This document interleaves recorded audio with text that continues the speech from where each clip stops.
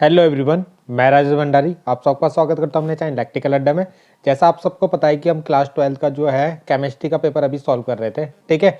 इससे पहले हमने फिजिक्स का जो पेपर था आपका, जो सैम्पल पेपर है वो यूके बोर्ड का, ठीक है, यूके बोर्ड के जो सैम्पल पेपर है वो हम सॉल्व कर रहे थे। तो फिजिक्स का हमने कंप्लीट कर लिया है, केमिस्ट्री का भी आज कंप्लीट हो जाएगा आपका, ठीक है, इस वीडियो में। इससे पहले मैंने इसमें 2 वीडियो बना लिए केमिस्ट्री से रिलेटेड, जो थी आपके जो क्वेश्चन थे, है ना, 20 क्वेश्चन तक हमारे ये हो गए थे, ठीक। तो आज हम उससे आगे करेंगे इस वीडियो में, ठीक है। तो जैसा मैंने पहले ही बताया कि ये जो आपके सैम्पल पेपर है बहुत ज़्यादा इंपॉर्टेंट है, ठीक है। उतने आपके 2023 या 22 के पेपर उतने ज़्यादा इंपॉर्टेंट नहीं है जितना ये सैम्पल पेपर है, क्योंकि इसी से रिलेटेड आपके क्वेश्चन आएंगे एग्जाम में, ठीक है। तो चलो इसको करते हैं स्टार्ट। तो यहाँ पे जो हमारा 20वां वाला क्वेश्चन था, 20 वाला, जो जिसमें हमें प्राइमरी और सेकेंडरी और टर्सरी अल्कोहल में डिफरेंस बताना था, किस बेसिस पे, डिहाइड्रोजिनेशन प्रोडक्ट के बेसिस पे, ठीक है। ये क्वेश्चन हमारा कंप्लीट हो गया था। इसका जो और वाला क्वेश्चन था ना, अथवा वाला क्वेश्चन, वो हमें करने हैं, ठीक है। तो इसके अंदर जो है ना आपके कितने क्वेश्चन है, 3 क्वेश्चन है, ठीक है, 3 पार्ट में आर का है, जिसमें आपको डिफरेंस बताना है। जैसे phenol is more acidic then ethanol, यानी जो फिनॉल होता है वो एथेनॉल से ज़्यादा अम्लीय क्यों होता है, ठीक है, एक क्वेश्चन ये है। दूसरा क्वेश्चन ये है कि boiling point of nitrophenol, para nitrophenol is higher than ortho nitrophenol, यानी जो पैरा नाइट्रोफिनॉल होता है उसका बॉइलिंग पॉइंट मतलब क्वथनांक, वो होता है ज़्यादा किससे, ऑर्थो नाइट्रोफिनॉल से, ठीक है। एक क्वेश्चन ये है आपका। अगला क्वेश्चन जो है आपका कि ईथर जो होता है लेस सोलेबल होता है in water but highly soluble in concentrate H2SO4, ठीक है।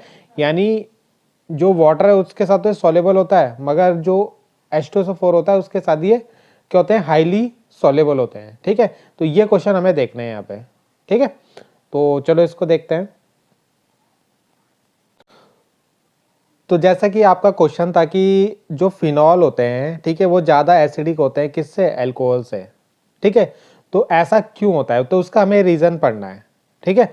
तो आपको ये पता होगा एसिड कौन होते हैं, एसिड वो होते हैं जो जल्दी से H+ आयन देते हैं, जो जल्दी से H+ आयन्स को डोनेट करते हैं, वो आपके ज़्यादा एसिडिक होते हैं, ठीक है। तो यहाँ पे इन दोनों में से फिनॉल जल्दी H+ आयन डोनेट कर रहा होगा, इसलिए ज़्यादा एसिडिक हो जाएगा, और अल्कोहल क्या करता है, कम H+ आयन डोनेट करता है, इसलिए ये लेस एसिडिक हो जाएगा। तो इसका रीज़न हम समझते हैं क्यों।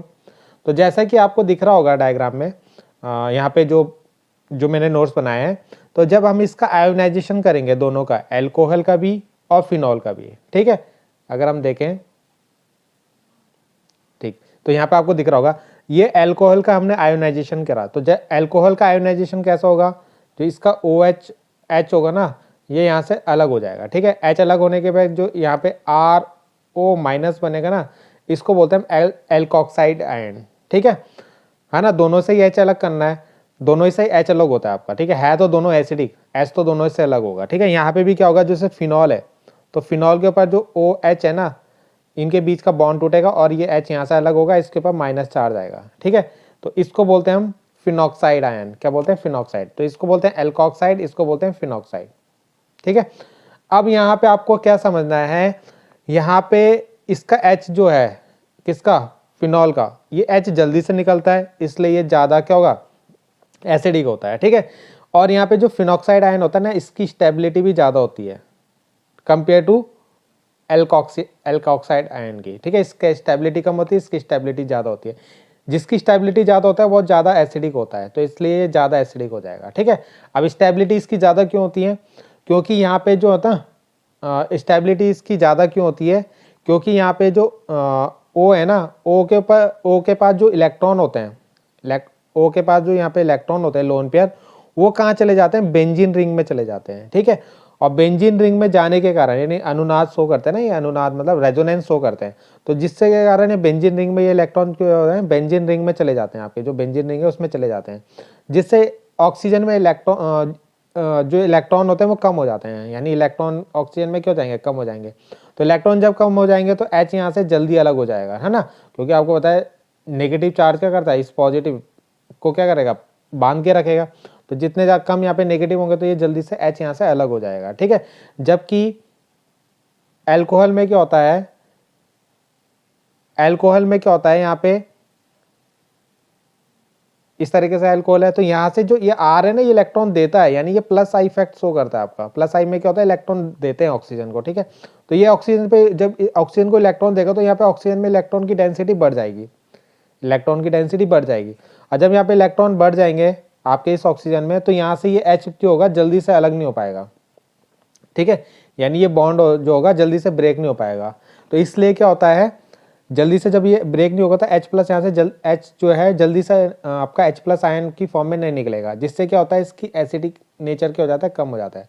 तो फिनॉल में आपको दिख रहा होगा ये वाला H जल्दी से निकल जा रहा है ना, क्योंकि इसके इलेक्ट्रॉन यहाँ जा रहे हैं, तो इससे क्या हो रही है, उसकी स्टेबिलिटी क्या बढ़ रही है ना, इलेक्ट्रॉन यहाँ चले जा रहे हैं तो H जल्दी से निकल जाता है आपका यहाँ पे, ठीक है। और ये क्या हो जाता है, फिनॉक्साइड आयन स्टेबल बन जाता है, जबकि ये यहाँ पे स्टेबल नहीं होता। तो यहाँ से आपको क्या समझ में आया, जिसकी स्टेबिलिटी ज़्यादा होती है वो ज़्यादा एसिडिक होता है। तो फिनॉल की जो है स्टेबिलिटी ज़्यादा होती है, इसलिए वो ज़्यादा एसिडिक होता है आपका, ठीक है। बाकी मैंने यहाँ पे एक्सप्लेन भी किया है, तो यहाँ पे आप जाके इसको नोट्स आप पढ़ सकते हो, ठीक है, इसके नोट्स आप ले सकते हो, अगर आपको ज़रूरत होगी तो इसको आप नोट कर लेना, ठीक है। बाकी हिंदी मीडियम वाले के लिए भी मैंने यहाँ पे नोट्स बनाए, ठीक है, तो यहाँ पे भी आप इसका स्क्रीनशॉट ले सकते हैं, ठीक है।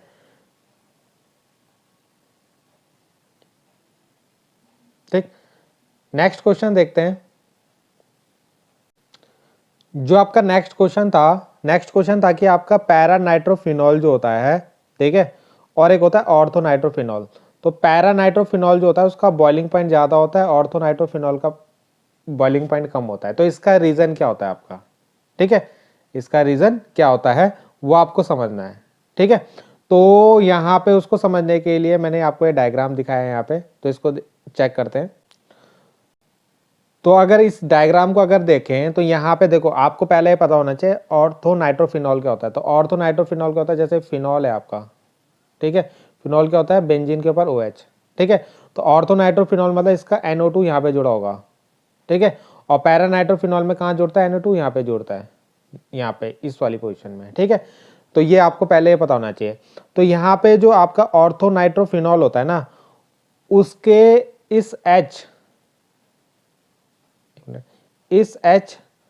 और इस O है ना, जैसे यहाँ पे दिख रहा है, तो इन H और नहीं सॉरी, ठीक है, इस H और इस O के बीच में यहाँ पे एक बॉन्ड पाया जाता है जिसको बोलते हैं इंट्रा, जो मैंने यहाँ पे लिखा है, सॉरी मैंने नीचे यहाँ लिख दिया है इसको, ये यहाँ पाया जाएगा आपका इधर, ठीक है।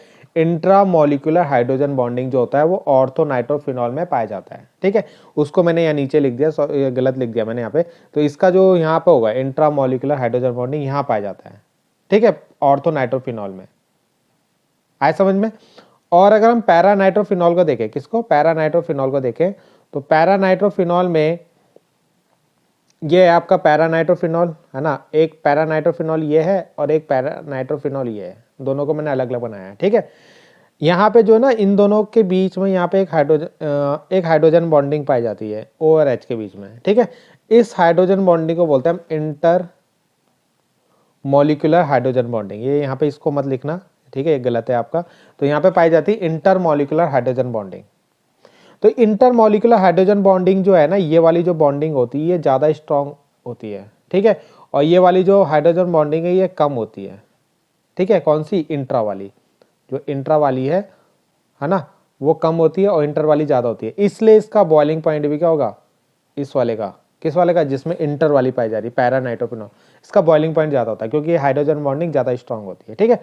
तो इसलिए यहाँ पे इसका जो आपका बॉइलिंग पॉइंट होता है वो भी ज़्यादा होता है, क्योंकि ज़्यादा टेम्परेचर हमें देना पड़ेगा इस बॉन्ड को तोड़ने के लिए, ठीक है। तो नेक्स्ट क्वेश्चन, इसका जो मैंने आपको क्या है आंसर भी यहाँ पे लिख के दिया, तो आप इसको चेक कर सकते हो, ठीक है। तो यहाँ पे इसके नोट्स भी हैं, तो अगर आपको ये चाहिए होगा तो आप इसका स्क्रीनशॉट ले सकते हैं, ठीक है। बाकी इसमें हिंदी मीडियम वालों के लिए भी होगा, ठीक है। ये आपका स्ट्रक्चर हो गया, ठीक है, ये स्ट्रक्चर भी बनाना जरूरी है, और यहाँ पे ये हिंदी मीडियम वालों के लिए हो गया, ठीक है। तो आप बाकी आप जो है इसका स्क्रीनशॉट ले सकते हैं अगर आपको जरूरत होगी। और एक चीज़ और, ठीक है, यहाँ पे अंता आणविक, हिंदी में इसको अंता आणविक बोलते हैं, ठीक है, किसको, जो ऑर्थो नाइट्रोफिनॉल में पाया जाता है आपका इंट्रा वाला, कौन सा वाला, इंट्रा वाले को क्या बोलते हैं, अंतर आणविक। और पैरा नाइट्रोफिनॉल में जो मिलता है अंतर आणविक, जिसको बोलते हैं हम इंटरमोलिकुलर, ठीक है, इंटरमोलिकुलर। तो ये वाला हाइड्रोजन बॉन्ड पाया जाता है इसमें, ठीक है। तो नेक्स्ट क्वेश्चन देखते हैं। अगला क्वेश्चन जो हमारा था कि जो ईथर होते हैं ना, ईथर, ROR, ठीक है, ROR, जो ईथर होते हैं वो वाटर के साथ लेस सोल्युबल होते हैं, यानी वाटर के साथ, यानी H, एक मिनट है, जो वाटर के साथ ये जो होते हैं ना लेस सोल्युबल होते हैं, ठीक है। मगर अगर हम इसको H2SO4 के साथ मिलाएंगे तो उसके साथ ये ज़्यादा सोल्युबल होते हैं, ठीक है। तो इसका रीज़न क्या है? तो इसका रीज़न सिंपल, यहाँ पे भी हाइड्रोजन बॉन्डिंग ही है, ठीक है। अगर हम देखें ईथर और किसके बीच में, वाटर के बीच में, ईथर और वाटर के बीच में, तो यहाँ पे इस ईथर में ना ये इलेक्ट्रॉन होते हैं, ठीक है, 2 लोन पेयर इलेक्ट्रॉन होते हैं। तो ये क्या करते हैं, इस हाइड्रोजन के साथ इजीली यहाँ पे हाइड्रोजन बॉन्ड तो बना लेते हैं, ठीक है। मतलब ये इस वाटर मॉलिक्यूल का ये H यहाँ पे हाइड्रोजन बॉन्ड बना लेगा, ठीक है, किसके साथ, इस O के साथ। बट यहाँ पे इस ईथर में, किसमें, इस ईथर में हाइड्रोजन की कमी है ना। हाइड्रोजन की कमी होने के कारण ये O, ऑक्सीजन का जो ये ऑक्सीजन है, इस वाटर का जो ये ऑक्सीजन है, ये यहाँ पे हाइड्रोजन बॉन्ड नहीं बना पाता। ये किसका, वाटर का जो है ना, ये वाटर, इसका ये जो ऑक्सीजन है ना, इसका जो ये ऑक्सीजन है, ये यहाँ पे हाइड्रोजन बॉन्ड नहीं बना पाता ईथर के साथ, ठीक। तो इसलिए क्या होता है, यहाँ पे जो हाइड्रोजन बॉन्ड बनता है ना, एक तरीके से वीक हाइड्रोजन बॉन्ड बनता है। इसलिए ये क्या होते हैं, कम सॉल्युबल होते हैं। क्या होते हैं, कम सॉल्युबिलिटी होती है इनकी, ठीक है। इनकी सॉल्युबिलिटी जो होती है कम होती है कंपेयर टू एल्कोहल से, ठीक है। आया समझ में कि यहाँ पे ये वाटर का ये वाला हाइड्रोजन तो बना ले रहा है बॉन्ड, हाइड्रोजन बॉन्डिंग, ठीक है, ये वाली हाइड्रोजन बॉन्डिंग तो बना ले रहा है, मगर क्या, ये तो हाइड्रोजन बॉन्ड बना लिया, मगर जो ये वाटर का ऑक्सीजन है ये इस ईथर के साथ हाइड्रोजन बॉन्ड नहीं बना पाता, ठीक है। तो इसलिए यहाँ पे जो हाइड्रोजन बॉन्डिंग है वो आपकी वीक हाइड्रोजन बॉन्डिंग बनती है, ठीक है। इसलिए ये क्या होता है, लेस सोलेबल होता है। अगर हम H2SO4 की बात करें, ठीक है, तो अगर हम ईथर को देखें तो यहाँ पे जो, ठीक है, H2SO4 की बात करें तो H2SO4 आपका एक स्ट्रॉन्ग एसिड है। क्या है, स्ट्रॉन्ग एसिड है, ठीक है, जो एसिड है वो स्ट्रॉन्ग है। तो यहाँ से जो है ना H+ ईजिली मिल जाते हैं। तो H+ आयन जैसे ईजिली मिल जाएंगे तो ये यहाँ पे इसके साथ क्या हो जाते हैं, इसको जो ईथर है ना, इसको H+ आयन इसको ईजिली मिल जाते हैं यहाँ पे, इसलिए ये ज़्यादा सॉल्युबल होता है आपका, ठीक है। जो ईथर होता है उसको हाइड्रोजन चाहिए होते हैं, तो हाइड्रोजन इसको इजिली यहाँ पे मिल जाते हैं बॉन्ड बनाने के लिए, इसलिए ये क्या होता है, ज़्यादा सॉल्युबल होता है, ठीक है। तो ये दोनों रीजन मैंने आपको यहाँ पे नोट्स में भी प्रोवाइड किए हैं, ठीक है। तो ये जो पहला रीजन है ये आपका किसके लिए, ईथर के लिए, ठीक है, कि ether has oxygen atom, oxygen attach to alkyl group, यानी 2 एल्काइल ग्रुप होते हैं, इसमें ऑक्सीजन होता है, ठीक है। और ठीक है, तो यहाँ पे जो है there due to the high electronegativity of oxygen, oxygen जो यहाँ पे इलेक्ट्रोनेगेटिव होता है ज़्यादा, it can form hydrogen bond with water, ये हाइड्रोजन बॉन्ड बना लेता है वाटर के साथ, मॉलिक्यूल सिमिलर टू एल्कोहल, जैसे एल्कोहल बनाते हैं वैसे ही हाइड्रोजन बॉन्ड ये भी बना लेता है। But due to the absence of hydrogen bond on ether, ठीक है, यानी जो ईथर होता है ना उसमें हाइड्रोजन की अब्सेंस होती है, यानी इसमें कोई हाइड्रोजन नहीं होता, ठीक है। इनमें हाइड्रोजन होता है मगर वो हाइड्रोजन इसके वाटर के हाइड्रोजन के साथ बॉन्ड, ऑक्सीजन के साथ बॉन्ड नहीं बना पाते, ठीक है। बट ड्यू टू दी, एक मिनट कहाँ गया, ठीक है, क्या था यहाँ पे, but due to the absence of hydrogen on oxygen of ether, ठीक है, ऑक्सीजन ऑफ ईथर के मतलब ईथर के पास कोई हाइड्रोजन बॉन्ड, हाइड्रोजन एब्सेंस रहता है, नहीं हाइड्रोजन नहीं होता, तो they can only act as hydrogen bond acceptor, ये केवल हाइड्रोजन बॉन्ड एक्सेप्टर की तरह वर्क कर रहा था आपका, ठीक है। यानी जो आपका वाटर के मॉलिक्यूल का जो हाइड्रोजन था उसके साथ ये बॉन्ड बना रहा था, ठीक है। एंड दस have lower solubility in water, इसलिए इसकी जो सॉल्युबिलिटी होती है वाटर के साथ कम होती है कंपेयर टू एल्कोहल, ठीक है, एल्कोहल से कम होती है, ठीक है। तो ये यहाँ पे आपका रीज़न था। बाकी यहाँ पे इसका जो है हिंदी में भी मैंने इसके नोट्स बनाए, तो इसका आप स्क्रीनशॉट ले सकते हैं, ठीक है। बाकी जो आपके हिंदी मीडियम वाले बच्चे हैं, ठीक है, तो बाकी मैंने यहाँ पे समझा दिया है, ठीक है।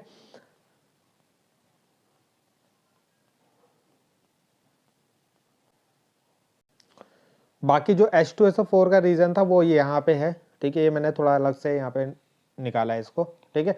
तो जो H2SO4 के साथ ये क्यों ज़्यादा सॉल्युबल होता है उसका रीज़न यहाँ पे ये है, ठीक है। तो बाकी आप इसका स्क्रीनशॉट ले सकते हैं, ठीक है। तो 20 क्वेश्चन हमारा कंप्लीट हो गया। अब हम आए हैं 21 क्वेश्चन में, ठीक है। 21 में जो है ना आपको केमिकल रिएक्शन लिखनी है, यानी कन्वर्जन वाली रिएक्शन आई है आपकी, जिसमें परिवर्तन करना है आपको।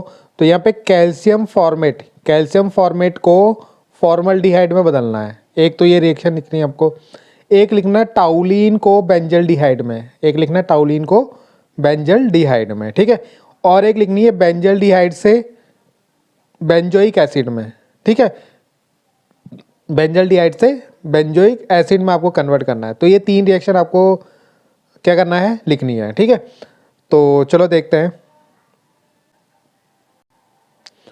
तो यहाँ पे देखो पहली रिएक्शन जो है आपकी ये है, जिसमें आपको कैल्शियम फॉर्मेट से, है ना, कैल्शियम फॉर्मेट से क्या बनाना था, फॉर्मल्डिहाइड बनाना था आपको, ठीक है। तो कैल्शियम फॉर्मेट का जो फॉर्मूला होता है CaOOH, इस तरीके से लिखते हैं हम इसको। तो यहाँ पे हमें इसके ना 2 मॉलिक्यूल लेना है, ठीक है। तो एक यहाँ ले लिया हमने, एक ये ले लिया। अब यहाँ से आपको इसको इस तरीके से अलग करना है कि यहाँ से एक फॉर्मल्डिहाइड बन जाए, है ना, 2 मॉलिक्यूल यहाँ पे फॉर्मल्डिहाइड के और एक कैल्शियम कार्बोनेट बन जाए, ठीक। तो इस तरीके से आप क्या करोगे, जब इसको गर्म करोगे, किसमें, इसका ड्राई डिस्टिलेशन करोगे, तो यहाँ से आपके फॉर्मल्डिहाइड और कैल्शियम कार्बोनेट फॉर्म हो जाएंगे आपके, ठीक है। क्या बनेगा, फॉर्मल्डिहाइड और कैल्शियम कार्बोनेट। तो ये रिएक्शन आपको इसके अंदर लिखनी है, ठीक है। जो नेक्स्ट आपके पास है केमिकल रिएक्शन, ठीक, वो है टाउलिन से आपको बनाना है बेंजल्डिहाइड। टाउलिन से बेंजल्डिहाइड, बेंजल्डिहाइड का फॉर्मूला क्या होता है, बेंजीन के ऊपर CHO, और टाउलिन का क्या होता है, बेंजीन के ऊपर CH3। तो ये 2 फॉर्मूले होते हैं आपके, किसके, ये टाउलिन का, ये बेंजल्डिहाइड का। तो जब आप इसकी क्लोरीन से रिएक्शन कराओगे Cl2 से, ठीक है, किससे, Cl2 से जब इसकी रिएक्शन कराओगे, तो यहाँ पे क्या होगा, इस CH3 का एक H और एक Cl ये यहाँ पे निकल जाएगा आपका, और ये एक Cl जो है वो यहाँ ऐड हो जाएगा आपका, ठीक है। उसके बाद जब आप इसको H2O के साथ गर्म करोगे, हीट करोगे, तो यहाँ से क्या होगा आपका 2 H जो है आपका, H2O जो है आपका, ठीक है। यहाँ से OH तो इसके साथ चला जाएगा, बाकी आपका जो HCl है ना, 2HCl वो आपका निकल जाएगा आपका यहाँ से, ठीक। तो इस तरीके से यहाँ पे क्या होगा, बेंजल्डिहाइड आपका फॉर्म हो जाएगा। तो ये थी आपकी टाउलिन से बेंजल्डिहाइड, ठीक है। सेकंड रिएक्शन हो गई आपकी। थर्ड रिएक्शन में क्या था आपका, बेंजल्डिहाइड से बेंजोइक एसिड। तो बेंजल्डिहाइड आपने लेना है, बेंजल्डिहाइड का अभी फॉर्मूला बताया था मैंने, बेंजीन के ऊपर CHO, ठीक है। तो यहाँ पे हमने CHO लेयर का ये बेंजल्डिहाइड हो गया। जब हम इसका क्या करेंगे, ऑक्सीडेशन, जब भी ये कैटलिस्ट होता है ना आपका, तो इसका मतलब हमें ऑक्सीडेशन करना होता है। तो यहाँ पे एक ऑक्सीजन ऐड हो जाएगा इसके साथ, तो ये क्या बन जाएगा, C+OOH। तो ये बन गया आपका बेंजोइक एसिड, ठीक है। बेंजोइक एसिड का फॉर्मूला क्या होता है, बेंजीन के ऊपर COOH, यानी कि एक कार्बोक्सिलिक एसिड ग्रुप होता है। तो इसको हम बोलते हैं बेंजोइक एसिड, ठीक है।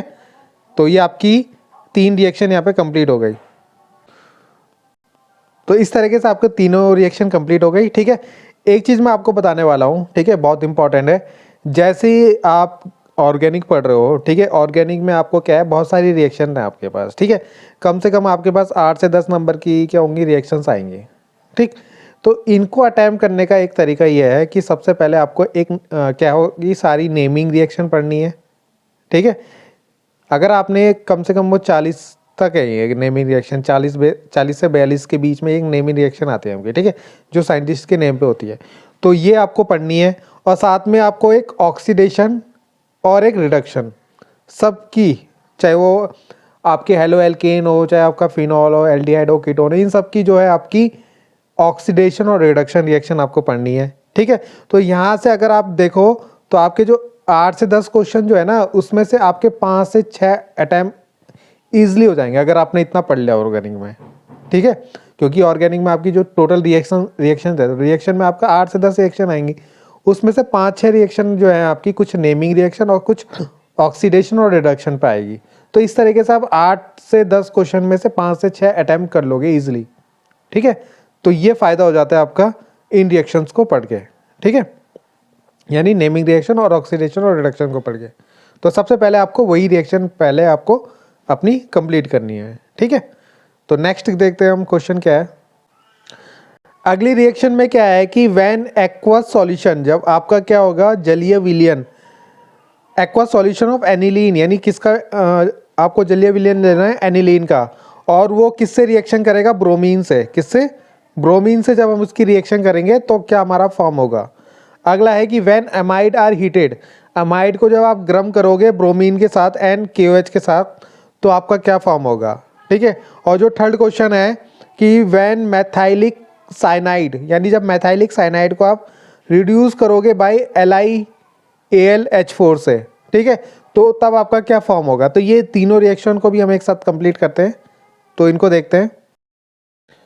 तो यहाँ पे हमारी जो पहली रिएक्शन है कि जब हम क्या करेंगे एनिलीन की ब्रोमीन से रिएक्शन कराएंगे, तो यहाँ पे हम ब्रोमीन वाटर लेंगे, तो इसका क्या होगा, इसकी जो एनिलीन है ना, इसकी सेकंड पोजीशन, फोर्थ पोजीशन और सिक्स पोजीशन में आपका क्या होगा ब्रोमीन जुड़ जाएंगे, 3 ब्रोमीन, टोटल हमारे पास 6 ब्रोमीन है यहाँ पे, कितने 6 ब्रोमीन, तो 6 में से 3 यहाँ जुड़ जाएंगे और 3 किसके साथ H के साथ निकल जाएंगे। H कहाँ से आएंगे आपके, एक H यहाँ से आएगा, एक H यहाँ से निकलेगा और एक H यहाँ से निकलेगा आपका, ठीक है। तो टोटल 3 HBr आपके यहाँ पे बन जाएंगे, यानी 2,4,6 ट्राई ब्रोमो एनिलीन आपका यहाँ पे फॉर्म हो जाएगा, ठीक है। थोड़ा हम जल्दी जल्दी करेंगे क्योंकि क्या है बहुत सारे क्वेश्चन है तो वीडियो लंबी चले जाती है आपकी, ठीक है। तो जो सेकंड क्वेश्चन है आपका, सेकंड क्वेश्चन क्या है कि आपका एक एमाइड लेना है जिसकी रिएक्शन ब्रोमीन से और KOH से करवानी है आपकी, ठीक है। तो यहाँ पे हमने क्या करा, एसिटामाइड लिया, उसकी रिएक्शन Br2 और 4KOH से करवाई जब हमने, तो यहाँ पे जो आपका ना मैथाइल एमीन फॉर्म होता है CH3NH2, साथ में K2CO3 KBr और H2O फॉर्म होता है आपका, ठीक है।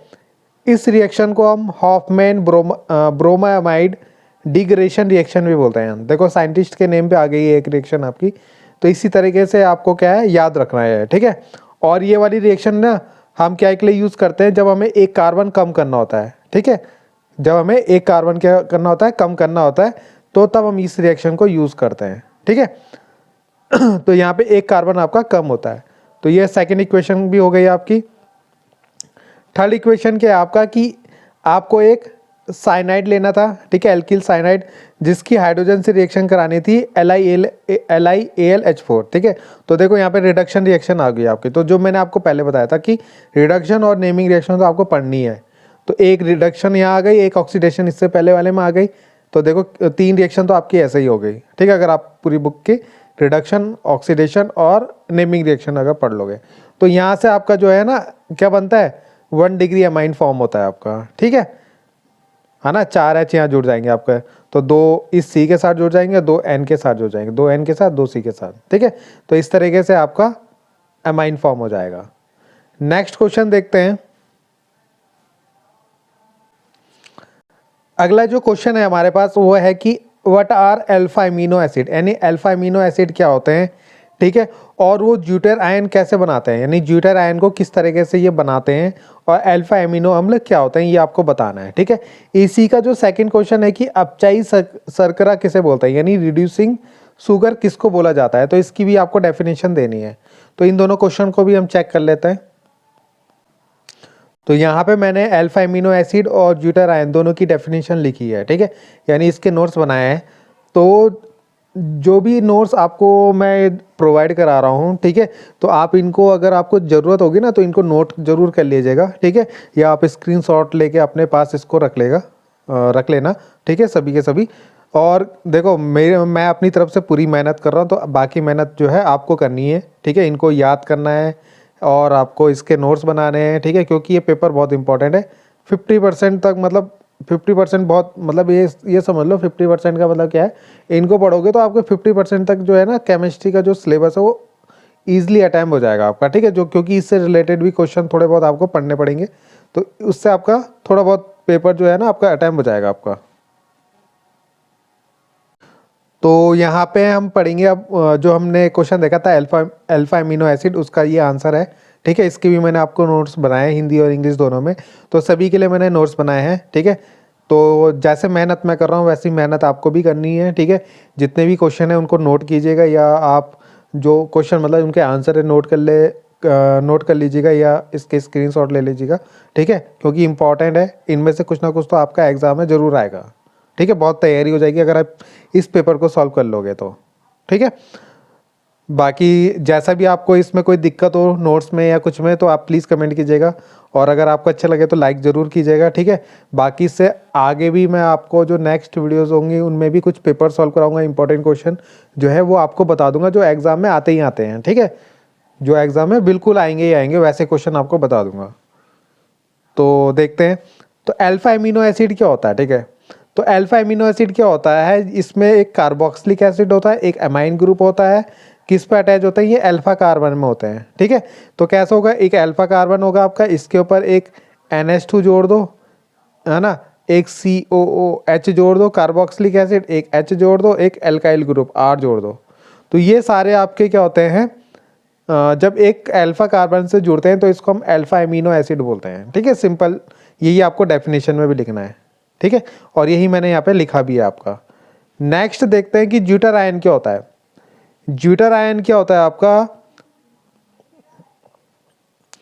ज्यूटर आयन क्या होता है, जब अल्फा एमिनो एसिड जो होता है ना उसमें क्या होता है, यहाँ पे जब ये कार्बोक्सिलिक एसिड अपना एक प्रोटॉन को लॉस करता है, ठीक है, यानी अपने एक प्रोटॉन को निकालता है, और जो अमाइन ग्रुप जो होता है NH2 वो एक क्या करता है, ये समझ लो कि ये H को एक्सेप्ट करता है, ठीक है, यानी COOH तो एक इलेक्ट्रॉन निकालता है और नेगेटिव आयन बनाता है, और जो अमीनो ग्रुप होता है ना, वो क्या करता है, एक हाइड्रोजन को एक्सेप्ट करता है और प्लस फॉर्म करता है, ठीक है, क्या करता है, प्लस फॉर्म करता है, जिससे ऐसा एक मॉलिक्यूल बनता है जिसके अंदर क्या होता है, नेगेटिव चार्ज भी प्रेजेंट है और पॉजिटिव चार्ज भी प्रेजेंट है। इसी को हम ज्यूटर आयन बोलते हैं, क्या बोलते हैं, ज्यूटर आयन बोलते हैं, ठीक है। बाकी इसके नोट्स है वो यहाँ पे हैं, आप इसको नोट कर लीजिएगा, ठीक है। इसके जो हिंदी में नोट्स होंगे, ठीक, वो मैं आपको दिखा देता हूँ, कहाँ है, हाँ एक मिनट, ये है इसके हिंदी में, ठीक है। तो यहाँ पे आप इसका स्क्रीनशॉट लीजिएगा जिसको भी ज़रूरत होगी, ठीक है। ये आपका ज्यूटर आयन हो गया, ठीक।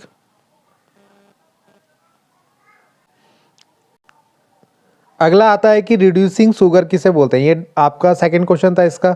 तो इसका जो आंसर है ये है, जितने भी आपके कार्बोहाइड्रेट्स होते हैं, ठीक है, जो फैलिंग सॉल्यूशन और टॉलेन रिएजेंट को क्या कर देते हैं, रिड्यूस कर देते हैं। जितने भी कार्बोहाइड्रेट फैलिंग सॉल्यूशन और टॉलेन रिएजेंट को रिड्यूस कर देते हैं, वो सारे हमारे रिड्यूसिंग शुगर कहलाते हैं, यानी अपचाई कहलाते हैं, शर्करा कहलाते हैं, हिंदी में अपचाई शर्करा बोलते हैं उन्हें, ठीक है।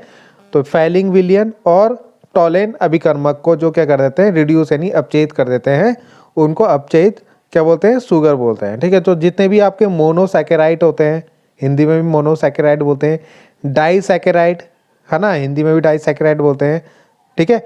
जितने भी आपके सुक्रोज होते हैं, ये सारे क्या होते हैं, रिड्यूसिंग शुगर्स होते हैं आपके, क्या होते हैं, रिड्यूसिंग शुगर यानी अपचयी शर्करा होते हैं, ठीक है।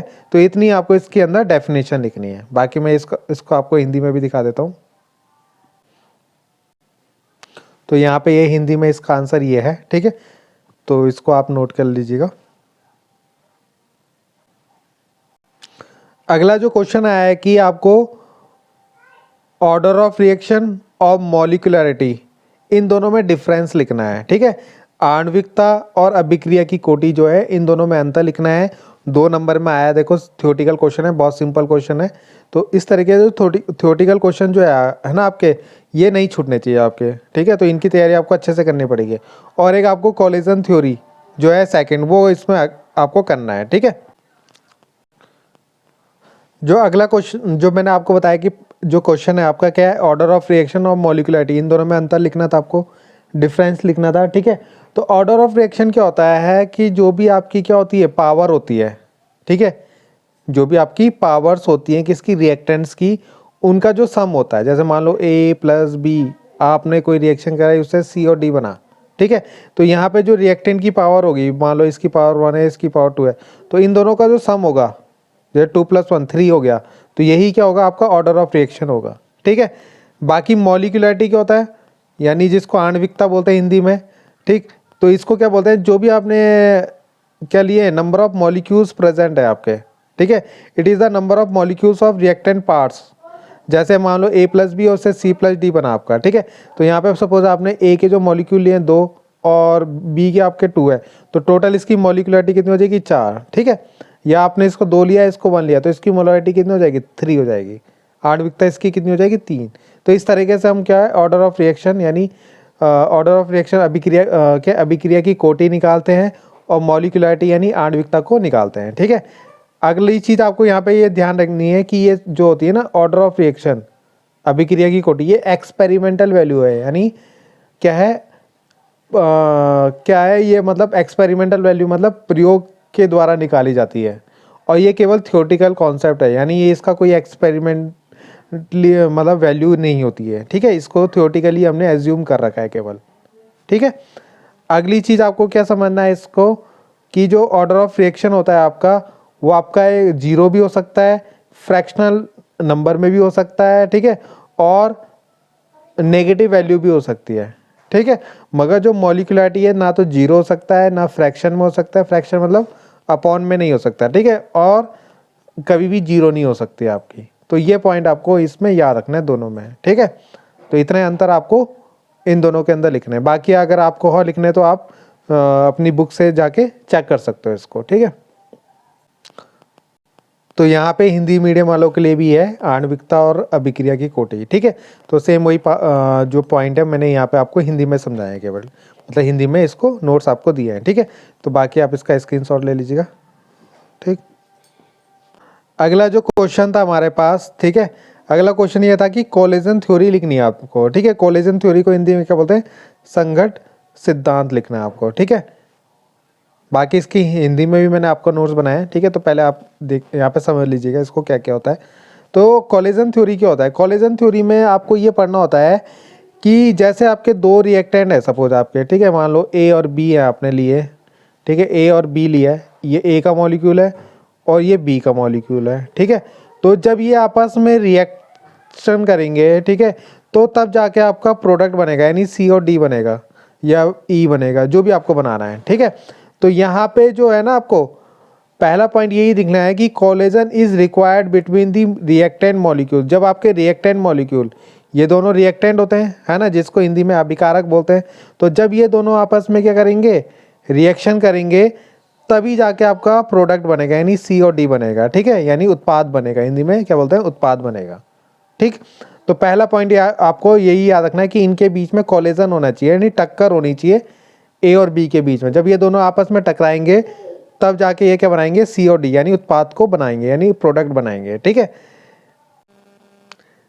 सेकंड पॉइंट जो आपको यहाँ पे याद रखना है कि जो रिएक्टेंट मॉलिक्यूल्स होते हैं उनको हम एज्यूम करते हैं सॉलिड स्फीयर, यानी ठोस गोला जो है ना, उनको हम क्या करते हैं, उनको मतलब एज्यूम करते हैं, ठीक है। एज्यूम मतलब मानना, ठीक। तो जितने भी आपके अभिकारक है, अभिकारक के जो अणु होते हैं उनको हम क्या मानते हैं कि वो क्या होंगे, सॉलिड होंगे यानी ठोस होंगे, और क्या होंगे, स्फीयर यानी गोले होंगे, ठीक है। तो ये हम उनको एज्यूम करते हैं, मानते हैं। अगला थर्ड पॉइंट जो है ड्यू टू कोलिजन, ठीक है। जब भी हम किनके अभिकारक के अणुओं के बीच में जो टक्कर होती है, यानी रिएक्टेंट मॉलिक्यूल के बीच में जो टक्कर होती है, ठीक है, वो हमेशा क्या होनी चाहिए, इक्वल होनी चाहिए या मोर देन होनी चाहिए, यानी इक्वल यानी बराबर होनी चाहिए, ज़्यादा होनी चाहिए, किससे, एक्टिवेशन एनर्जी से। एक्टिवेशन मतलब सक्रियण ऊर्जा से, हिंदी में बोलते हैं सक्रियण ऊर्जा से, उससे ज़्यादा होनी चाहिए आपकी, ठीक है।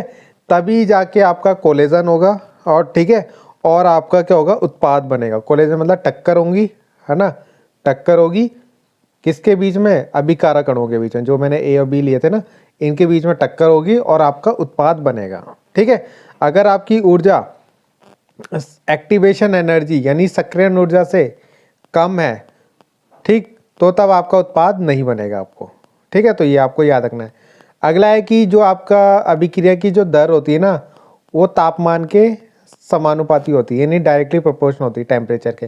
जितना ज़्यादा टेम्परेचर होगा, रेट ऑफ रिएक्शन भी आपकी उतनी फास्ट होगी आपकी। तो ये 4 पॉइंट आपको कोलिजन थ्योरी के अंदर याद रखना है, ठीक है।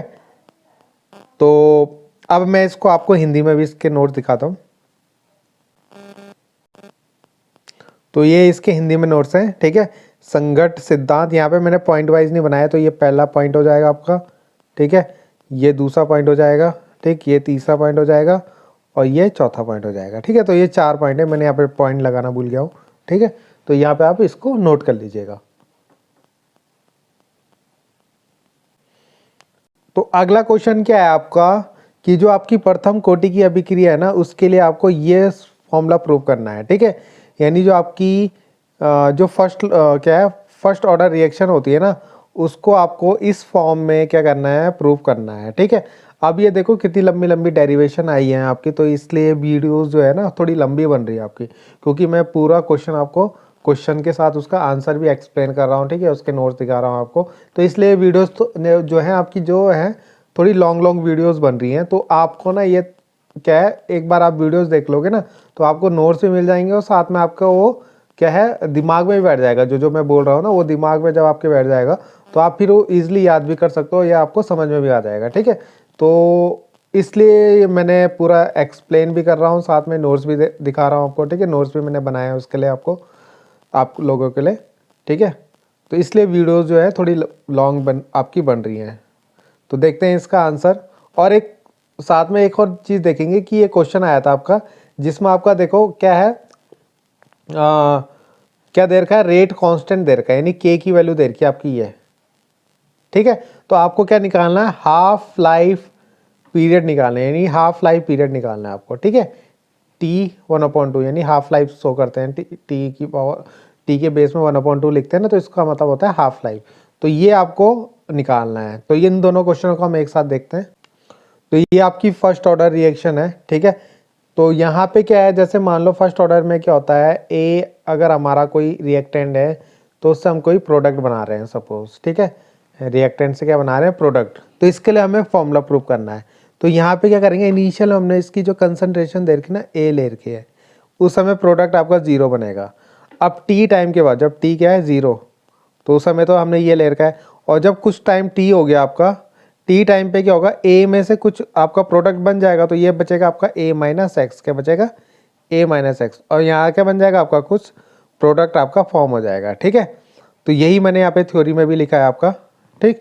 अब अगर हम इसका रेट ऑफ रिएक्शन लिखेंगे, रेट ऑफ रिएक्शन तो कैसे लिखेंगे, D X upon D T, यानी डी एक्स, एक्स मतलब एक्स के बनने की जो दर होगी, यानी रेट होगा, यानी प्रोडक्ट जो है आपका एक्स है, तो जो ये एक्स आपका बन रहा है उसका जो रेट है वो क्या किस पे डिपेंड करेगा, के ए माइनस एक्स पे, है ना, जो बचा आपका, है ना, जो रिएक्टेंट साइड में बचा हुआ है उस पे डिपेंड करेगा, ठीक।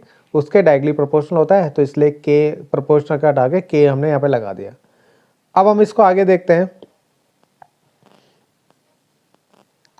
अब हमने क्या करा यहाँ पे, इस के को हम क्या कि इस वैल्यू को हम यहाँ नीचे लेके आ गए इसको, इसके और डी टी को लेके इधर, ठीक है, के साथ। तो इस तरीके से बन जाएगा आपका, ठीक है, ये बन जाएगा आपका। आप क्या करेंगे, हम इसका इंटीग्रेशन करेंगे, क्या करेंगे, इंटीग्रेशन। तो दोनों साइड इसका इंटीग्रेशन कर देंगे।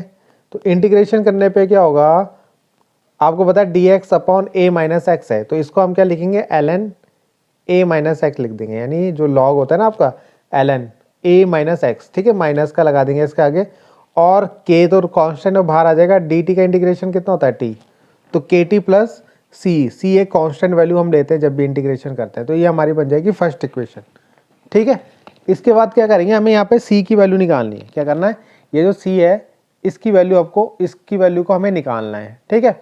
तो इसकी वैल्यू को कैसे निकालेंगे हम लोग, इसकी वैल्यू को निकालने के लिए हम क्या करेंगे, इस इक्वेशन में, फर्स्ट इक्वेशन में t की वैल्यू को रखेंगे 0, t इक्वल टू 0 रखेंगे, और x की जगह भी 0 रखेंगे, क्या रखेंगे, 0। यानी जब टाइम 0 होगा तो प्रोडक्ट भी नहीं बनेगा, है ना। प्रोडक्ट हमारा जो p था वो हमने x ले रखा है, तो x क्या होगा उस समय 0 होगा। तो जब हम यहाँ पे क्या करेंगे, x भी 0 रख देंगे और t भी 0 रख देंगे, तो हमारा c बराबर क्या बचेगा, एल एन ए बचेगा, ठीक है। तो c बराबर क्या आएगा, माइनस एल एन ए। ये हमारी सेकेंड इक्वेशन बन गई। अब सेकेंड इक्वेशन जो हमारी बनी, ठीक है, ये जो हमारी सेकेंड इक्वेशन बनी सी की वैल्यू, उसको हमें क्या करना है, यहाँ रख देना है, एक मिनट है, हाँ, इस सी की वैल्यू को हम क्या करेंगे, यहाँ रख देंगे, ठीक है। तो ये क्या बन जाएगा, minus L N A minus X, K T तो ऐसे ही आएगा और सी की जगह माइनस एल एन ए आ जाएगा आपका, ठीक है। इसके बाद इसको यहाँ लेके चले जाएंगे तो ये प्लस में आ जाएगा, ठीक है। तो ये जब यहाँ आ जाएगा प्लस में और इधर क्या बचेगा आपका के टी बचेगा, तो इसको हम ऐसे लिख सकते हैं, ये भी फॉर्मूला होता है लॉग जो L N A plus L N B, इसको हम क्या लिख सकते हैं L N A upon B लिख सकते हैं। तो इसलिए हम इसको ए और इसको बी यानी अपॉन में लिख देंगे दोनों को, ठीक है, इक्वल टू के टी। आप क्या करेंगे, आपको पता है एल एन को चेंज करते हैं अगर लॉग में, एल एन को अगर हमें लॉग में कन्वर्ट करना है तो उसके लिए हम 2.303 की मल्टीप्लाई करते हैं तो ये log 10 में कन्वर्ट हो जाता है आपका, ठीक है, क्या में log 10 में कन्वर्ट हो जाता है। तो इसलिए हमने क्या करा यहाँ पे इतने की मल्टीप्लाई कर दी, ठीक। इस ln को इसमें कन्वर्ट करने के लिए हमने क्या करा, इतने की मल्टीप्लाई कर दी इसमें, ठीक है। तो ये प्रोडक्ट बन जाएगा हमारा 2.303 log ln को log लिख देंगे और a upon a minus x तो आएगी हमारा। उसके बाद इस t को भी हम इसके डिवाइड में लेके तो यहाँ पे t भी आ गया आपका साथ में, ठीक है। इतना आपको समझ में आ गया होगा। अब क्या करेंगे, इसको इक्वेशन बना देंगे थर्ड, ठीक है। अब हमने क्या करा यहाँ पे थोड़ा सा चेंज करा, क्या करा हमने यहाँ पे, ये जो हमारी ए थी ये हमारी इनिशियल कंसंट्रेशन थी तो इसको तो लिख दिया मैंने ए नॉट, ठीक है। और ये हमारा टी टाइम के बाद बचा था जो मैंने स्टार्टिंग में बताया, तो इसको लिख देंगे हम कंसंट्रेशन ऑफ ए, ठीक है। तो इस फॉर्म में हमने इसको लिख दिया, ठीक। तो इसको बना दिया हमने इक्वेशन थर्ड, क्या बना दिया इक्वेशन थर्ड। अब हमें देखो इसको लिखना था किस फॉर्म में, एक्सपोनेंशियल फॉर्म में। तो हम क्या करेंगे इसमें एक चीज, एक मिनट है, यहाँ पे क्या करेंगे, अगर हमें ये लॉग को हटाना है यहाँ से, है ना, इस लॉग को हटाना है तो यहाँ पे क्या करते हैं, ये जो होता है ना ये इधर फिर e की पावर में चले जाता है तो ये e की पावर, ये t तो इधर ही चले जाएगा, t को उधर ही ले जाएंगे और इन दोनों को e की पावर में ले लेंगे हम, ठीक है। तो e की पावर में चला जाएगा लॉग हट के। अब हमारे पास a नॉट अपॉन a बचेगा तो यहाँ से क्या आएगा हमारा, अब देखो हमें चाहिए था, अब इसको भी हमने अपोजिट कर दिया यानी a ऊपर और a नॉट को नीचे, तो उसके लिए हमने इसके ऊपर लगा दिया माइनस, क्या लगा दिया माइनस के टी लिख दिया, ठीक है। अब यहाँ से हमारा इजिली क्या हो जाएगा,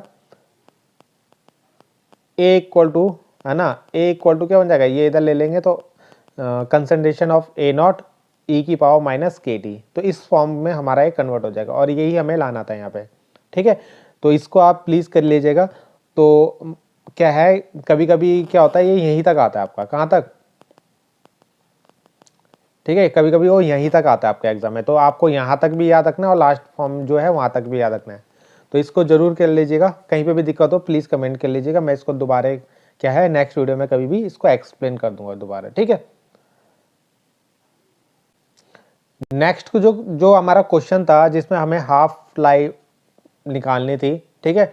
तो के की वैल्यू हमें गिवन थी, तो ये हमारा फॉर्मूला होता है, ठीक है, ये फॉर्मूला ये होता है, के की वैल्यू बस यहाँ पे हमें रख देनी है, ठीक है, इतनी, और इन दोनों को अगर हम सॉल्व करेंगे तो इतना हमारा ये आंसर आ जाएगा आपका, ठीक है। तो बाकी आप सॉल्व कर सकते हो कैलकुलेटर से, जैसे भी आपको हेल्प लेनी है, ठीक है। और ये ना इंपॉर्टेंट क्वेश्चन है, ये एग्जाम में आता ही आता है आपका हाफ लाइफ निकालने के लिए, तो इस क्वेश्चन को आपको एक तरीके से रट लेना है, इसी क्वेश्चन को नहीं मतलब फॉर्मूला रट लेना है, और इस तरीके का कोई भी क्वेश्चन आएगा तो उसको करना है आपको फिर, ठीक है।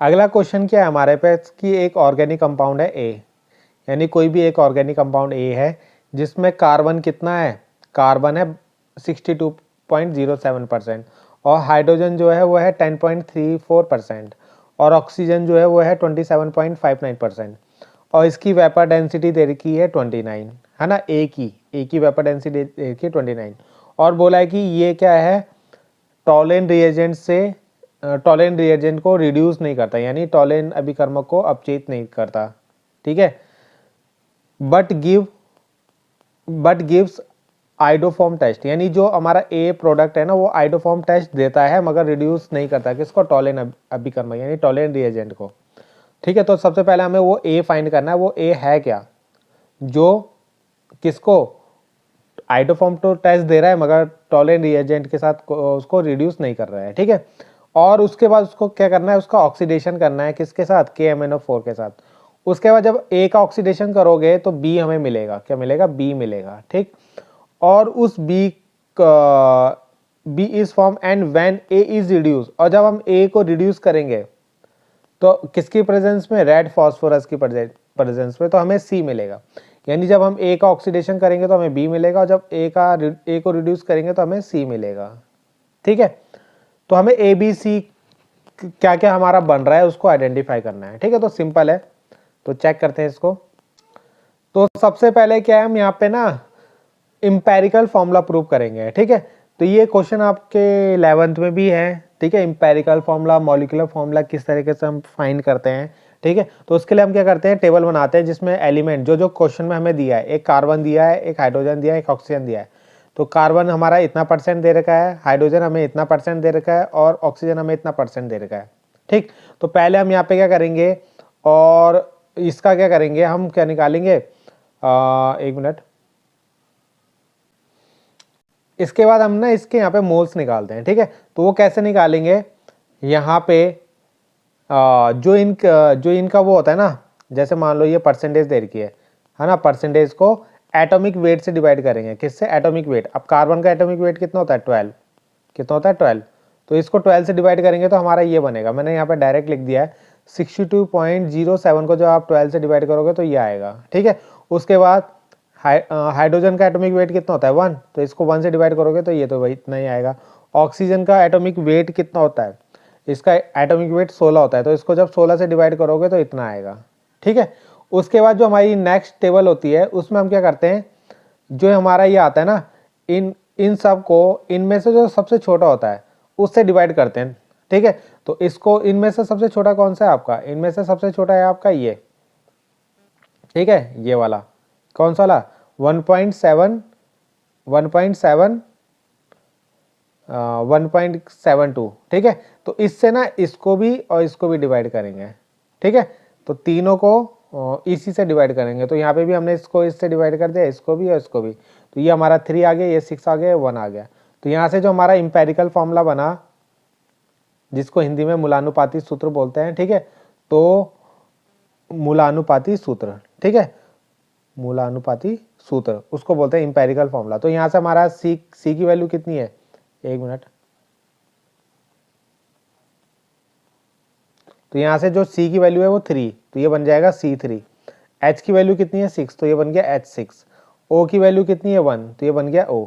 तो ये हमारा इंपेरिकल फॉर्मूला आ गया। क्या आ गया, इंपेरिकल फॉर्मूला। ठीक है, जब हमारा इंपेरिकल फॉर्मूला आएगा तो इंपेरिकल वेट भी निकालना पड़ेगा इसका। तो इंपेरिकल वेट कैसे निकालेंगे, कार्बन कितने, 3, तो 12 × 3 कर दिया। हाइड्रोजन कितने, 6, तो 6 आपके 1 × 6 कितना होगा, 6 ही आ जाएगा। और ऑक्सीजन कितने हमारे पास, 16, तो 16 आ गए यहाँ पे। तो जब हम इन सबको ऐड करेंगे तो कितना आएगा, 58। तो मॉलिक्यूलर वेट कितना आ गया, इंपेरिकल फॉर्मूला का 58 आ गया, है ना। अब अगर हमें अब हमें क्या करना है, मॉलिक्यूलर वेट निकालना है। ठीक है, क्या करना है, मॉलिक्यूलर वेट निकालना है। तो मॉलिक्यूलर वेट कैसे निकालेंगे, मॉलिक्यूलर वेट निकालने के लिए हम जो हमारा पास 2 × वेपर डेंसिटी दे रखी है, वेपर डेंसिटी कितनी दे रखी है, 29। ठीक है, तो 29 से जब हम इसकी मल्टीप्लाई करेंगे तो 58 आएगा। अब ये 58 जब हमारा आ गया, ठीक है, उसके बाद हमारा जो मॉलिक्यूलर फॉर्मूला जो बनेगा वो क्या बनेगा, क्योंकि देखो दोनों का एटॉमिक वेट सेम है तो इनका यानी फॉर्मूला सेम होगा। तो जो इंपेरिकल फॉर्मूला हो गया और जो मॉलिक्यूलर फॉर्मूला होगा वो दोनों सेम ही होगा हमारा। तो यहां से हम क्या कर रहे हैं, जो हमें ए निकालना था ना, ए प्रोडक्ट, वो हमें पता लग जाएगा कि वो क्या है आपका C3H6O है। क्या है, C3H6O है। ठीक है, इसके लिए हमारे पास कार्बन, हाइड्रोजन, ऑक्सीजन की परसेंटेज दे रखी थी, वहां से हमने इंपेरिकल फॉर्मूला निकाला। इंपेरिकल फॉर्मूला निकालने के बाद हमने उसका वेट निकाला, वेट निकालने के बाद उसका मॉलिक्यूलर वेट निकाला, और मॉलिक्यूलर वेट देखा, मॉलिक्यूलर वेट निकालने के बाद देखा दोनों सेम है, इसका मतलब दोनों का फॉर्मूला क्या है, सेम होगा। अब ये फॉर्मूला हमारा ए बन गया, जो हमारे क्वेश्चन में बोला था कि ए एक कोई प्रोडक्ट है। ठीक है, अब वो ए क्या है हमारे पास, ये है। ठीक है, उसको हम इस तरीके से लिख देंगे, है ना। क्या है हमारे पास फॉर्मूला, हमारे पास है C3H6O, तो C3 3 C है हमारे पास। ठीक है, H6 तो 3 और 3 6 H हो गए, और एक O हो गया हमारे पास। ठीक है, तो एक O भी है। तो ये हमारा क्या बन रहा है, ये हमारा बन रहा है कीटोन। क्या बन रहा है, कीटोन। तो पहली चीज आपको समझ में आ गई, कीटोन है। क्या है, कीटोन। तो उन्होंने बोला था कि ये जो ए हमारा जो ये बन रहा है, ये टॉलेन रिएजेंट को रिड्यूस नहीं करता। तो आपको पता है कीटोन जो होता है टॉलेन रिएजेंट को रिड्यूस नहीं करता, है ना, बट आइडोफॉर्म टेस्ट देता है, क्योंकि इसमें क्या होता है OCH3 ग्रुप होता है आपका, ठीक है। तो इसलिए टॉलेन रिएजेंट टेस्ट आपका आइडोफॉर्म टेस्ट देता है आपका, ठीक है, CH3 ग्रुप होने के कारण। उसके बाद हमें क्या करना है, इसकी रिएक्शन करानी है। पहले हमें इसका KMnO4 के साथ क्या कराना है, ऑक्सीडेशन। तो जब हम इसका ऑक्सीडेशन करेंगे तो इससे हमारा जो B बनेगा, B में हमारा क्या बनता है, एक तो हमारा एसिटिक एसिड बनता है, एक फॉर्मिक एसिड बनता है, ठीक है। 2 एसिटिक एसिड हमारे यहाँ पे फॉर्म होते हैं जब भी हम कीटोन का क्या करते हैं, ऑक्सीडेशन। अगली चीज यहाँ पे जब हम इसका क्या करते हैं, रेड फॉस्फोरस की प्रेजेंस में यानी HI के साथ इसकी रिएक्शन कराएंगे और इसका रिडक्शन कराएंगे, क्या कराएंगे, रिडक्शन। तो इससे हमारा क्या बनता है, एल्केन सीरीज बनती है। क्या बनती है, एल्केन सीरीज बनती है, ठीक है। तो ये 3 कार्बन है, तो 3 कार्बन की हमारी सीरीज बन जाएगी, CH3 CH2 CH3 और साथ में वाटर। तो ये हमारा C प्रोडक्ट हो गया। तो हमारा A भी मिल गया, ठीक है, B भी मिल गया और C भी मिल गया। तो ये तीनों चीज हमारे यहाँ पे मिल गए। तो यही हमारे क्वेश्चन में उससे पूछा था, ठीक है। अब हमारा जो है लास्ट क्वेश्चन रह गया, उसको भी सॉल्व कर लेते हैं जल्दी से। अगला क्वेश्चन क्या दे रखा है कि हमारे पास एक F ब्लॉक एलिमेंट है, ठीक है। F ब्लॉक के कुछ तत्व हैं जिनमें विभेदक इलेक्ट्रॉन यानी जो लास्ट इलेक्ट्रॉन है वो N-2 F ऑर्बिटल में प्रवेश करता है, ठीक है ना। F block are those in which ultimate electrons are enter in the N-2 F orbit, ठीक है। 4F एंड 5F ऑर्बिटल को भरने के अनुरूप एक F ब्लॉक के 2 श्रृंखलाएं हैं, ठीक है। आपको पता है F ब्लॉक में 4F होती है, एक 5F होती है, ठीक है। अब इसमें क्या होती है, जो 4F वाली होती है उसको तो हम लैंथेनाइट बोलते हैं, ये हमें पता ही है, ठीक है। और यहाँ पे क्या जो लैंथेनाइट होते हैं उसमें क्या होता है, F0 F7 F14 are so different oxidation number, ठीक है। ये हमें पता है कि डिफरेंट ऑक्सीडेशन नंबर शो करते हैं, ठीक है। उसके बाद है कि आपको क्या शो करना है कि कॉमन ये states depending on stability of configuration all through the most common oxidation state is +3। इनकी जो कॉमन ऑक्सीडेशन स्टेट होती है ना +3 होती है, ठीक है। दियर इज तो यहाँ पे कि दियर is a regular decrease in size of lanthanide ion, यानी उनका जो साइज होता है वो भी धीरे धीरे डिक्रीज होता है, ठीक है। इंक्रीज इन एटॉमिक नंबर, जैसे जैसे हम एटॉमिक नंबर को बढ़ाते हैं तो इनका साइज भी क्या होता है, लैंथेनाइट आयन जो होते हैं उनका साइज भी छोटा होता है। इसी को हम लैंथेनाइट कॉन्ट्रैक्शन बोलते हैं, ठीक है, कॉन्ट्रैक्शन बोलते हैं। तो ये आपका सही है, लैंथेनाइट कॉन्ट्रैक्शन को हिंदी में क्या बोलते हैं, लैंथेनाइट संकुचन। तो ये सब आपको पता है कि ये चीज़ें होती हैं, ठीक है। तो इसमें पहला पॉइंट पूछा है कि name a member of lanthanide series which is known to exhibit +4 oxidation state, यानी लैंथेनाइट सीरीज में ऐसा कौन सा मेंबर है जो +4 ऑक्सीडेशन स्टेट आपको शो करता है। तो पहला चीज़ तो आपको ये बतानी है। दूसरा ये बताना है कि ट्रांजिशन एलिमेंट यानी संक्रमण तत्व जो होते हैं वो हाई मेल्टिंग पॉइंट यानी उच्च गलनांक क्यों प्रदर्शित करते हैं, ठीक है। और तीसरी चीज़ आपको बताना है कि जो सेकेंड एंड थर्ड रो होती है किसी भी ट्रांजिशन एलिमेंट की वो ज़्यादातर आपस में मिलती जुलती की होती है, ठीक है। संक्रमण तत्व में आपको पता है अलग अलग सीरीज होती है, तो उसमें सेकंड और थर्ड वाली क्या होती है, आपस में मिलती जुलती होती है। तो ऐसा क्यों होता है, ठीक है। तो इन तीनों क्वेश्चन के हम आंसर देखते हैं और यही हमारे लास्ट क्वेश्चन होंगे। तो पहला क्वेश्चन जो है इसका सीरियम होता है जिसकी +4 ऑक्सीडेशन स्टेट होती है लैंथेनाइट सीरीज में, ठीक है। दूसरी चीज है कि जो आपके ट्रांजिशन एलिमेंट होते हैं यानी संक्रमण जो तत्व होते हैं उनका हाई मेल्टिंग पॉइंट क्यों होता है, ठीक है।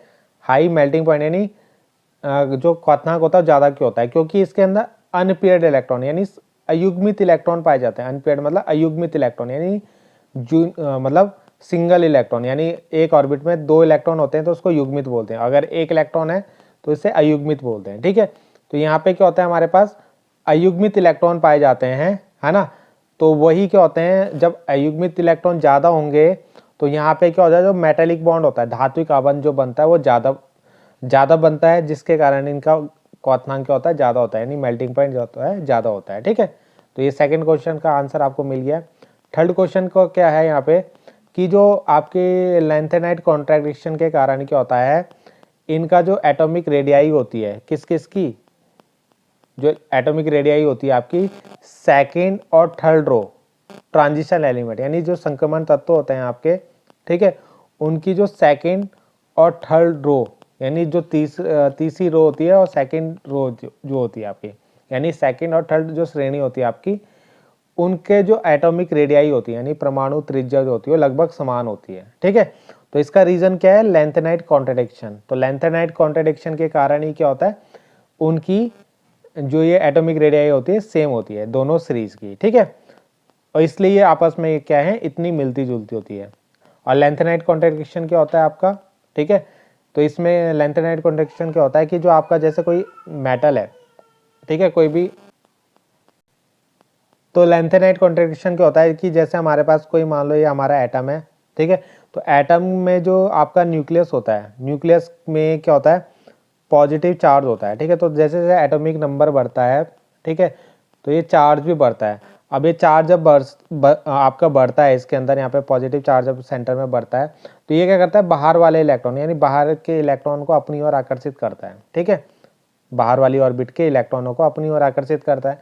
तो जब ये अपनी ओर आकर्षित करेगा तो उससे क्या होगा, ये जो ऑर्बिट होगी धीरे धीरे क्या होगी, पास आते रहेगी, यानी इलेक्ट्रॉन जब पास आते रहेंगे तो जो परमाणु का साइज है यानी एटम का जो साइज होता है वो धीरे धीरे छोटा होता है। इसी को हम लेंथेनाइट कॉन्ट्रडिक्शन बोलते हैं, ठीक है। तो ये चीजें इसके अंदर थी, ठीक। तो यहाँ पे जो हमारा है ना, दो केमिस्ट्री का पेपर और फिजिक्स का पेपर दोनों सॉल्व हो गए कंप्लीट। मैंने आपको दोनों जो हैं पेपर सॉल्व करा लिए हैं, ठीक है। इसके बाद अगर मैं देखूँ, इसके बाद देखूंगा कि इसके जो इम्पोर्टेंट क्वेश्चन होंगे उनकी एक क्वेश्चन की जो एक सीरीज बना के आपको बता दूंगा कि कौन कौन से इंपॉर्टेंट क्वेश्चन है जो आपके एग्जाम में आ सकते हैं, ठीक है। तो अगर आपको इस तरीके के क्वेश्चन चाहिए होंगे तो प्लीज़ कमेंट कीजिएगा, ठीक है। और अगर आपको ये वीडियो पसंद आए तो प्लीज़ लाइक ज़रूर कीजिएगा और मेरे को ज़रूर कमेंट कीजिएगा कि आपको किस तरीके से आगे की जो तैयारी है वो किस तरीके से कराऊँ, क्या क्या क्वेश्चन, मतलब किस तरीके से इंपॉर्टेंट क्वेश्चन कराने हैं या डेरिवेशन करानी है, मतलब क्या चीज़ें आपको चाहिए वो मेरे को आप कमेंट कर सकते हैं, ठीक है। तो थैंक यू।